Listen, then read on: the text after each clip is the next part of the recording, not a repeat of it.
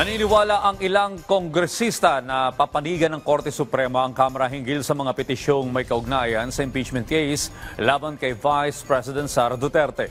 Nitong nakaraang linggo, naglabas na ng resolusyon ng SC na nag-aatas sa Kamara na magsumite ng dagdag sworn information ukol sa impeachment. Ayon kay Manila 3rd District Representative Joel Chua, na pahagi rin ng House Prosecution Panel, susunod sila sa direktiba ng Korte.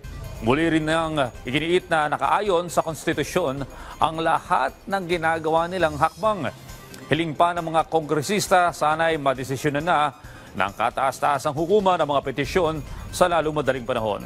Ito'y para wala na ring maging balakid at magtuloy-tuloy na ang paglilitis.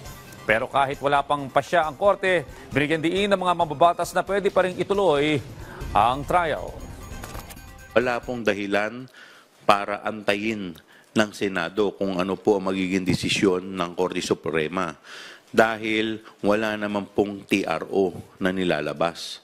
Nagsasalita ho kami kasi bilang mga kinatawan, pero nagsasalita din kami bilang mga abogado. So, ibig sabihin, kung ano ho yung pasya ng Korte Suprema sa usapin po na ito, syempre gagalangin naman po natin. No? But again, this should not serve as a reason for the Senate Impeachment Court to further delay proceedings and not act on their constitutional mandate, which is to try and decide the impeachment case of Vice President Sara Duterte in the soonest possible time.